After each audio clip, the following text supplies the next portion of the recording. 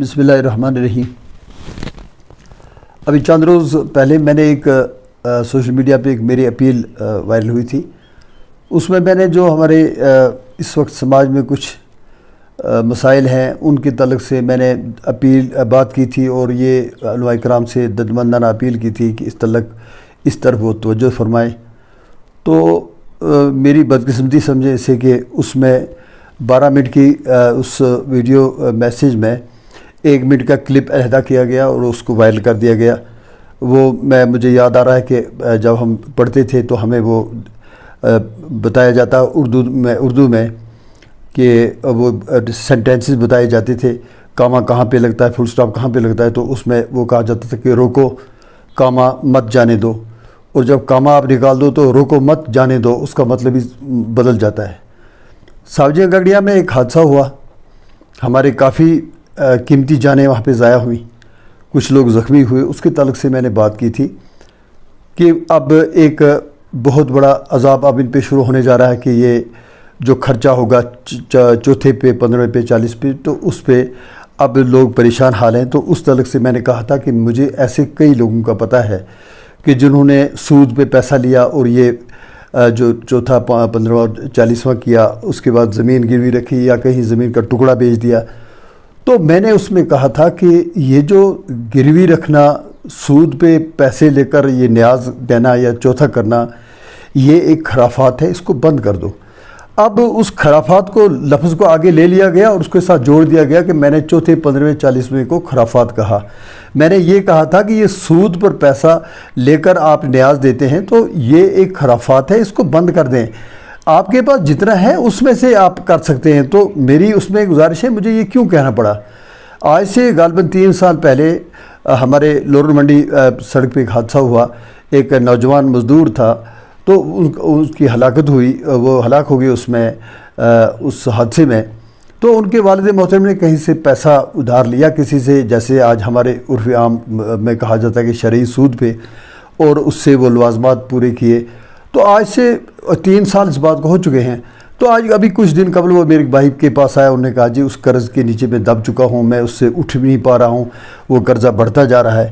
تو اس تعلق سے میں نے کہا کہ یہ ایک خرافات ہے،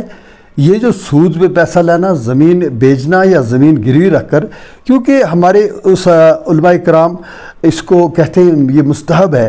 یہ اگر آپ کریں گے تو آپ کو ثواب ہے، نہیں کریں گے تو کوئی گناہ نہیں ہے۔ لیکن ہمارے عوام میں چونکہ ابھی ہماری ہی کوتاہیوں کی وجہ سے ابھی یہ نہیں سمجھ سکے، انہوں نے اس کو فرض عین سمجھ لیا ہے، اور یہ سمجھتے ہیں کہ اگر نہ دیں تو اس پہ بڑا گناہ عظیم ہو جائے گا۔ تو میں نے علماء کرام سے اس تعلق سے بات کی تھی کہ یہ کار خیر ہے، یہ ہمارا پیچھے سے چلا آ رہا ہے کہ ہم جب بھی کہیں پہ موت ہوتی ہے تو وہاں پہ 40واں، چوتھا، 15واں یا یہ شرطیں، بلکہ موت کے فوراً بعد ہی ہمارے علاقوں میں ایسا ہو جاتا ہے کہ وہاں پہ وہ کلمہ پڑھائے جاتے ہیں، کلام مقدس پڑھایا جاتا ہے، کار خیر ہے۔ میرا مقصد صرف یہ تھا کہ اللہ کے لیے علماء کرام آگے بڑھیں۔ آج مہنگائی کا دور ہے، لوگ بیکار بیٹھے ہیں، بچے بے روزگار ہیں، تعلیم یافتہ ہو کر گھروں میں بیٹھے ہیں۔ اس وقت بہت ہی مہنگائی کی وجہ سے لوگوں کی بری حالت ہے۔ جس گھر میں 500 روپے کی کوئی انکم نہیں ہے، اچانک وہاں پہ موت ہوتی ہے تو گوشت ان کے دسترس سے باہر نکل چکا ہے، 500 روپے کلو اس وقت گوشت ہے۔ علماء کرام سے میں نے یہ گزارش کی تھی کہ آپ اس کو تھوڑا آسان کریں۔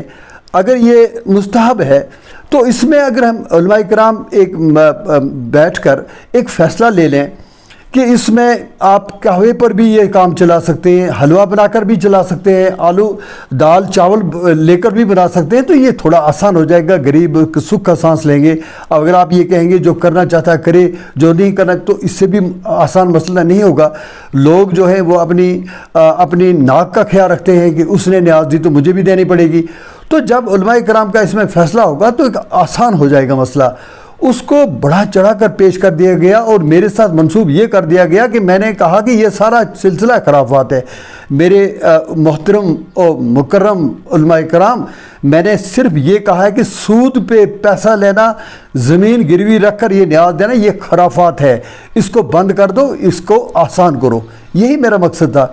میں آپ کو یہ کہنا چاہتا ہوں کہ اس میں اگر آپ اس میں آگے بڑھ کر یہ بات کریں تو یہ بڑا آسان ہو جائے گا۔ ابھی کل مجھے پھر اس پہ بہت بڑا واویلا مچایا گیا۔ ابھی مجھے کل چھول گگڑیاں سے ایک میرے دوست فون کر رہے تھے کہ وہاں پہ ایک لیڈر جو ہیں وہ بھی انہوں نے فتوے جاری کر دی شروع کر دی ہیں، وہ جی شاہ محمد نے نیاز بند کر دی ہے، اس نے یہ کہنا شروع کر دیا ہے، حالانکہ وہ جو لیڈر ہیں بیچارے ان کو جب نماز کے لیے کھڑے ہوں تو اس وقت ان کو یہ پتہ نہیں ہوتا ہے نیچے کون سا ہاتھ رکھنا ہے اوپر کون سا رکھنا ہے، کلمہ تمجید کس کو کہتے ہیں، کلمہ طیب کس کو کہتے ہیں، لیکن اب انہوں نے بھی فتوے جاری کر دیے۔ میں علماء کرام آپ سے پھر گزارش کر رہا ہوں،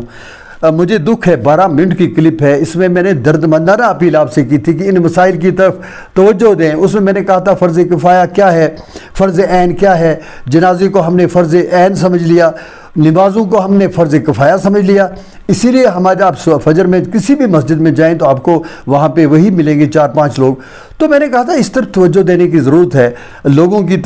کو اس طرف بلانے کی ضرورت ہے، کافی اقدامات ہمارے علماء کرام اٹھا سکتے ہیں، بجائے اس کے کہ اس کو اس انداز سے لیا جائے۔ میں آپ کو کہنا چاہتا ہوں کہ برائے کرم ایک فیصلہ لیں علماء کرام اور اس پہ ایک مثبت ایک حکم جاری کریں کہ اس میں گوشت سے اس کو مبرہ کر دیں، اور اس پہ لوگوں کو عام کہیں کہ وہ بھائی یہ حلوے سے کام چلا لیں جیسے دیگر سٹیٹس میں ہو رہا ہے، تو غریب بچ جائے گا قرضہ لینے سے، سود پہ پیسے لینے سے، زمین کو گروی میں رکھنے سے۔ یہی میرا مقصد تھا اور کچھ نہیں تھا۔ باقی 14واں 15واں 40واں یہ سلسلہ تو ہمارا چل رہا ہے، ہم تو اولیاء اعظام کے اس راستے کے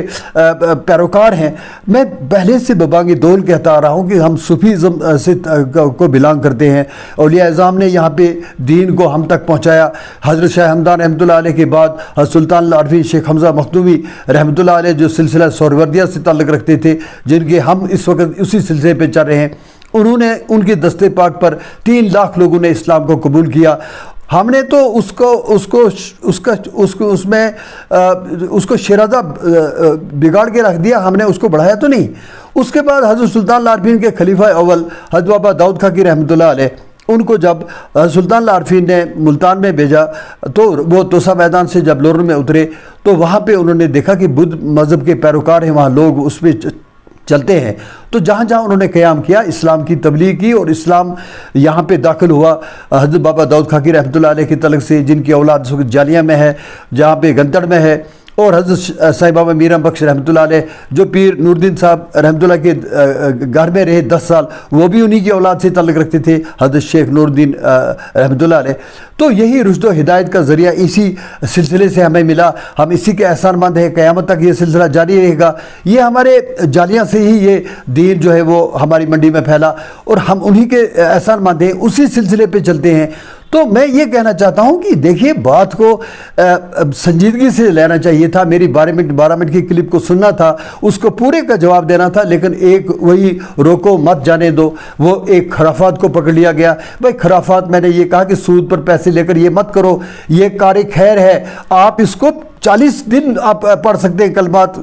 کلام مقدس پڑھ، کون بدقسمت انسان ہوگا یہ جو کہے گا کہ وہ آپ کلمہ تحلیل پڑھیں، آپ قرآن مقدس پڑھیں اور وہ خراب، نعوذ باللہ، استغفر اللہ۔ میں اس پہ اللہ سے معافی مانگتا ہوں کہ اس قسم کی بات کو جوڑ دیا گیا، کلپ کو توڑا گیا، سیاسی لوگ میدان میں آگے۔ میری گزارش ہے پھر علماء کرام سے، یہ ایک درد مندانہ میری اپیل ہے کہ غریب لوگوں کے بارے میں سوچیں اور اس میں ایک حکم جاری کریں، اور گوشت سے ان کو مبرہ کر دیں، ان کو کہیں آسانی سے ہو سکتا ہے یہ۔